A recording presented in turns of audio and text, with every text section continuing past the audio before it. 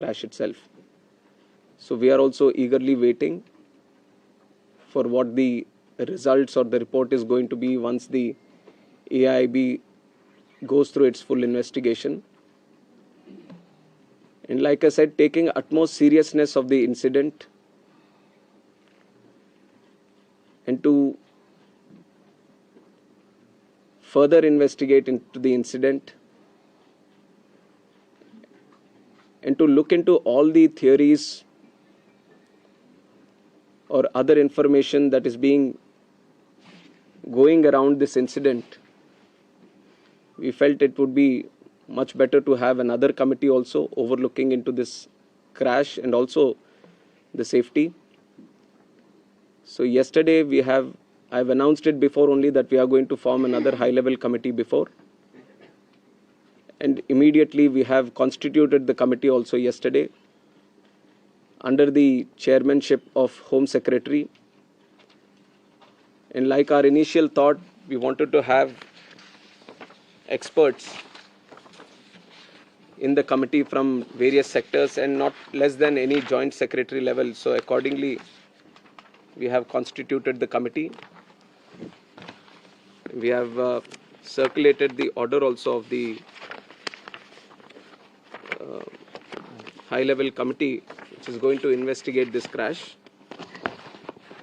So like I said, the Home Secretary is going to be the chairman of the committee, Secretary Ministry of Civil Aviation, Additional Secretary from MHA, one representative from the state of Gujarat where the incident actually happened, representative from State Disaster Response Authority, Government of Gujarat, Police Commissioner Ahmedabad, DG Inspection and Safety from the Indian Air Force, DG BCAS, which is the Bureau of Civil Aviation Security, DG DGCA, Special Director from IB, and Director from the Directorate of Forensic Sciences Services. So like you see, the composition of the high-level committee involves people from various backgrounds, and the people we feel who can bring in a lot of expertise and value to the committee which is going to investigate in a holistic way into the incident. And we have put a time limit of 3 months for them to sit down, talk to various stakeholders, and involve and discuss with any other important expert that is necessary as per their investigation. And most of the issues that you feel there need to be answers, the committee is also going to strongly pursue these things and will come up with their report. And on top of that, I would also like to say that we have a very strict safety standards in the country also. And many, including the ICAO, many international organizations have also time and again established that. We do have a very strict protocol, robust protocol, which we follow every time. But even after, when the incident happened, we also felt that there is a need to do an extended surveillance into the Boeing 787 series. So from the DGCA, we have also given an order to do the extended surveillance for the 787 planes. There are 34 in our Indian aircraft fleet today. I believe that 8 have already been inspected, and then with immediate urgency, all of them are going to be done. And furthermore, as the investigation is going to proceed and the report is going to come, whatever necessary steps are needed to be taken, we are going to ensure that without any hesitation, we are going to improve every necessary thing that is going to come our way to improve the safety. And like I said, we already have a very robust protocol which we continuously follow. what all is required in the future. Whenever we have a very important update to give to media, then we are going to present it to you also.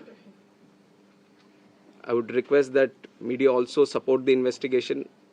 We've also been very considerate of the event that has happened. And in fact, the personal stories of the people who have lost their lives, it's very heart-wrenching to see the individual stories. It's a very difficult time, but I'm sure with the support that the country is giving to the families, the moral support that we are all trying to provide to the families, at least it is going to help them a bit to come out of this difficult time. And we have instructed Air India also to facilitate in the process of assisting the families of the passengers in whatever way is required. The DNA testing is also happening on one side so that the bodies can be identified and be given to the respected families. So the government of Gujarat is coordinating with that. They're on the ground since the time of the crash, and they've been facilitating with all the efforts, all the measures that are required on their side. So once the DNA testing is confirmed, the bodies are being given to the respected families. And we are hoping that process also gets finished as soon as possible, but the documentation and the procedure needs to be followed. So according to the time that needs to be taken, we are ensuring that there doesn't be any lapse in the process or the protocol that needs to be followed. So currently we just felt that all the efforts that are being done, especially in the last 48 hours, we wanted to share with the media and through you to the country also. And I would like to reiterate that this was a very tragic incident, very horrific incident for everyone. And day one itself, you've seen that Honorable Home Minister also rushed to the site, the crash site, and then visited the hospital, interacted with the injured there, and also had a detailed review with the Ministry of Civil Aviation, Government of Gujarat, and all the other authorities which were involved.